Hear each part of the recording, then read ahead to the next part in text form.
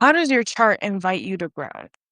And I'm on this bike right now because I woke up this morning and, I like to do my little rituals, like my mindful routines, like either I journal or there's just different ways I like to start my day. Like I have these options of ways I start my day and I like to choose depending on how I feel.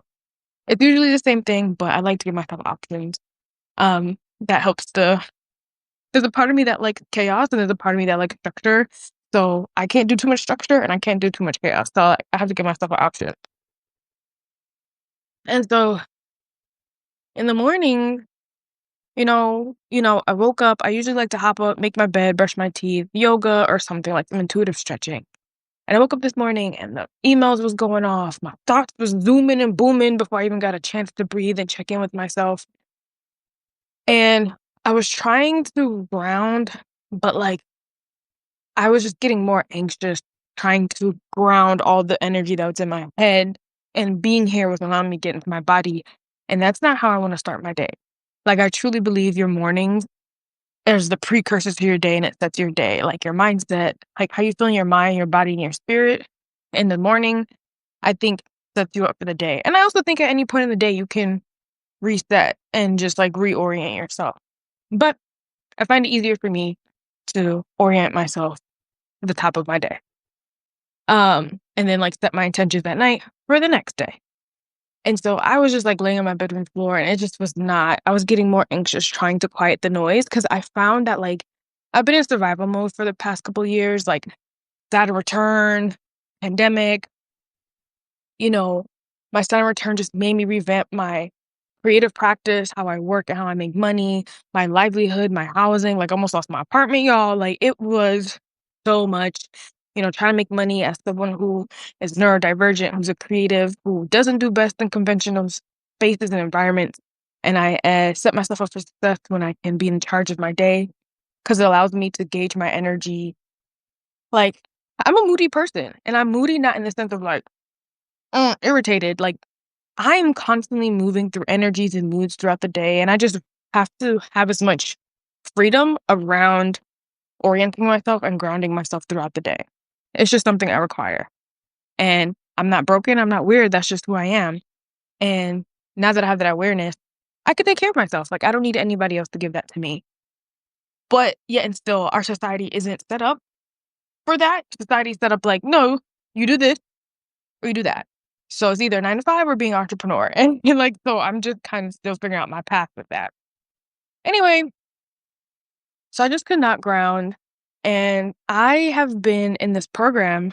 There's someone I've been following for some time. Her name is Tatiana Tarot. And she's actually the first person who I learned how to meditate with and ground myself with. She's a fellow Virgo. And mystic mommy, mystic mother, all the things. I truly, truly appreciate her work. I've been following her off and on for the last few years. There's very few spiritual practitioners and people that I follow just because I don't really need to. Um, there's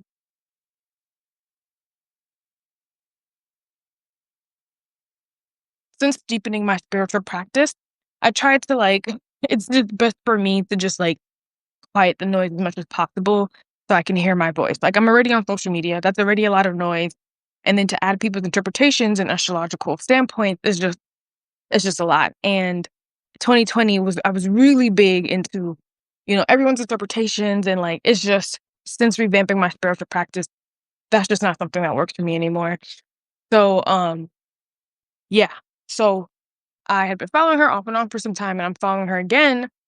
And she's offering these programs like she is initiated into IPA. She's a priestess in that sense. She does tarot, she does quite a few things that I align with and I just really resonate with who she is and how she presents herself consistently over a decade. Like she's been showing up the same way as a spiritual practitioner for a very long time. And so I really appreciate that about her. And so I'm in one of her like programs where she's just sharing a lot of her work and like her rituals and just like ways she's moved through the world. And it's like a self-paced course. It's great, it's great, it's great, it's great. And in this course, she just talks about how do you ground yourself. Hi. In this course, she talks about, like, how you ground yourself, and so as I'm sitting this morning, but my mind is racing and I can't get into my body, it made me think of that. It's like, how what does your energy invite you to do? Like, and I think because there's so much how to, so many gurus on the internet, there's so much trial and error when it comes to health and wellness when there are literal, like, blueprints and maps that tells you exactly the type of energy that works best for you, the type of way to ground yourself, the type of way to elevate yourself, and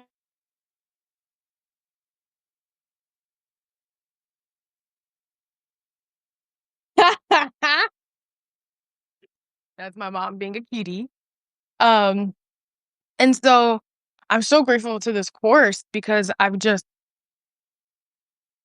well, there's so many things in the course, but that one particular moment of, like, she recommends, grounding yourself and cleansing yourself before you do your work, and it's so great. And of course, that's just like a given, like, duh, this is just the fundamentals, but it's always good to go over the fundamentals and the basics. But just that understanding of, like, how does your chart, or, like, knowing the energies that ground you best is just something I've been thinking about for so long. Like, for the last 5 years, there's so much information, how to market on Instagram, how to promote your business, da da da. And we need to have quite literal cosmic blueprints that tell us exactly the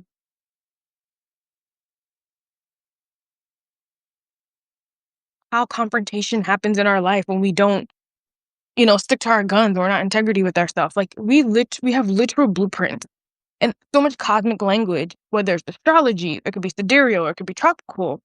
There's human design, there's, I Ching, there's, like, tarot, divination, like, playing cards. Like, there's so many tools to show and guide us exactly who we are and what we need, that we don't need 20 million people on social media. And, listen, everybody gotta get everybody has a voice, everybody has a perspective, everybody has a lane.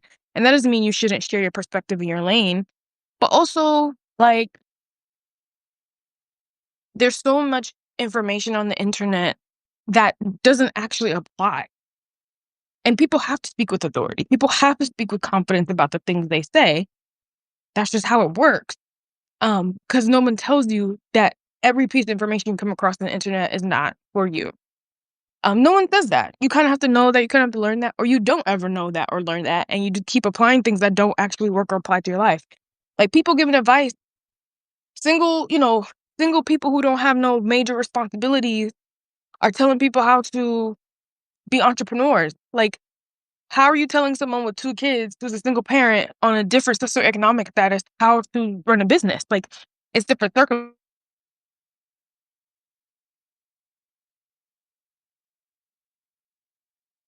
for that person, but I don't know, I just wish there was more context around the lens of which people are speaking from, and there's but so much time that we have in, like, a short form clip, you know? There's but so much perspective that can be provided, but I would just love for people to provide more perspective of the lens of which they speak from, and maybe I'll just start that. Maybe not, I don't not the people who do it, but I think I will do that more. If it's something that I desire or interests me, I think I'm going to offer that more in terms of the lens of which I speak from. I think that would be cool, and I think that's helpful. And also, I don't know, I'm just a really huge believer in terms of, like, how can cosmic language, how can your own blueprint show you how to ground yourself? Case in point, today, I have a lot of fire energy. I have a lot of fire energy in my chart. So I have to completely snuff out that energy does not feel good. I just have to turn down the intensity of the the fire energy. I also have a defined head in human design. So my mind is always going. So the fire be in my belly, and it be up at the top of my head, like, so I'm really prone to headaches. I'm prone to just, like, stress in my head because I have a lot of energy here. But I know that because of my human design. And I know that I'm a really fiery person, so I need to have an outlet for that fire, that creative spark, as per my natal chart. So I've used 2 divine cosmic languages to understand my energy and how it moves throughout my body. And so because I couldn't ground myself, instead of me normally, I would just let that energy build up and get anxious, but I was like, "You know what? Because of what I've learned in the past few weeks and what I've understood for a couple of years, I'm going to do something that makes sense to release this fire energy. I learned that it's good to release the fire energy, and also I'm a manifester. I'm a manifester of as per human design. So there's about a certain amount of energy that I'm working with every day. And if I don't get that energy out, I can't sleep and I get restless. If I do too much and drain the energy, I get sick, I get stressed, I can't work, I can't show up, I'm not present. So I have to find a good balance in terms of like releasing that energy. Like I need to do something creative or, so I need a good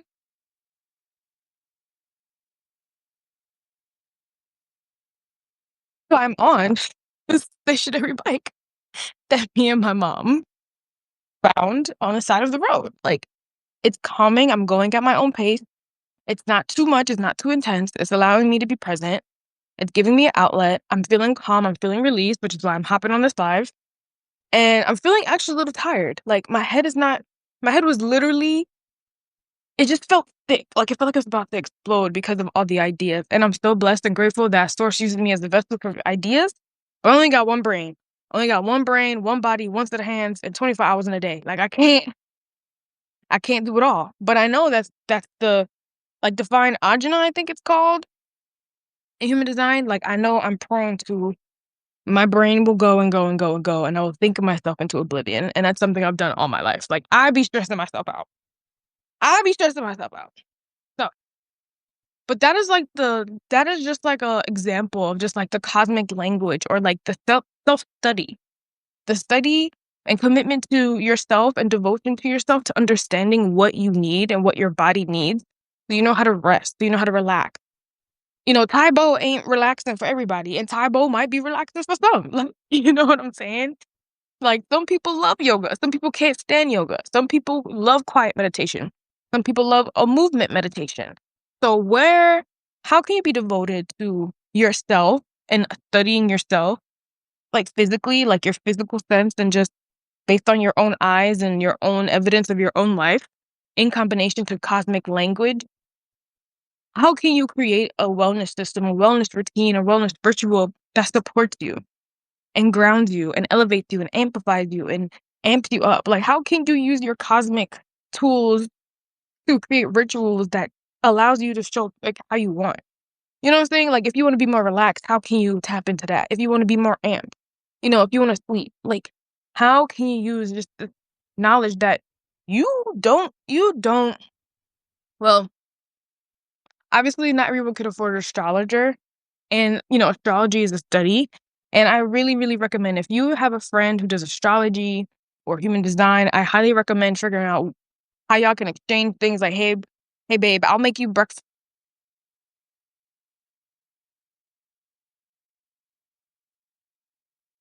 Is an astrologer who can help you and support you in that divine language. Do you know any spiritual practitioners who use divination? You know, pay them for their session.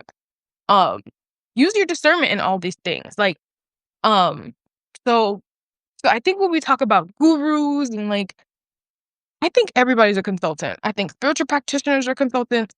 I think doctors are consultants. I think there are consultants and guides who can support you in your own divine language and understanding and like translating that. But it's up to you to be committed to that and standing true to that and making that important to you. Like stop letting people on the internet tell you who you are. As I just told you what to do, right? You know what I'm saying? Like there's so many people on the internet that's telling us things when you have like a direct link to your own information. Like look at your life. Look at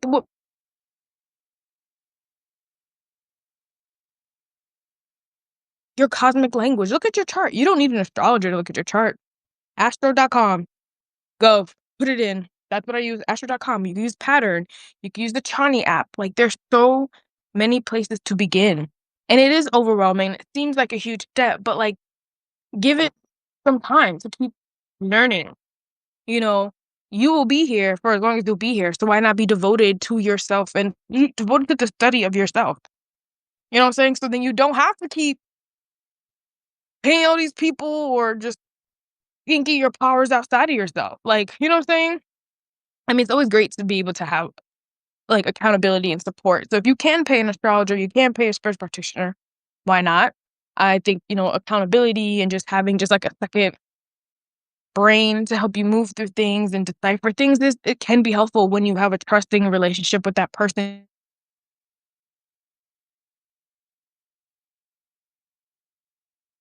Or how does the divine cosmic languages that you're aware of, how can self-study be a great foundation to creating the life you desire, creating a wellness routine and wellness ritual that like amps you up when you need it, relaxes you when you need it, allows you to create when you need it. Like I'm a huge advocate for creating a life that supports your creativity. So yeah, a creative life. You could be a creative. You know what I'm saying? So yeah. So that's something I was doing. So I'm about to finish.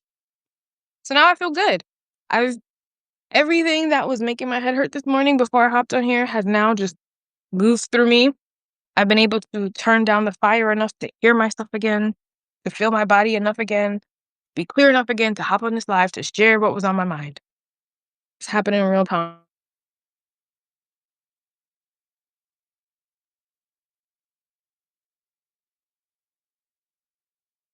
Can't get any better today. You know what I'm saying? Yeah. So I hope you're well.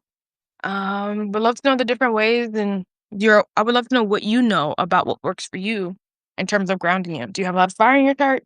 Do you have divine ajna? Like, what have you learned cosmically and just based off of looking and assessing your own life that supports you in grounding yourself or creating wellness routines? So that's all for me today. I'm about to finish. About to finish. Oh, who are my astro? Is it my astro chart? I don't know what this is. Actually, I'm lying. About to finish on my brain. And I'll talk to y'all later. Bye, girl. Bye. Bye.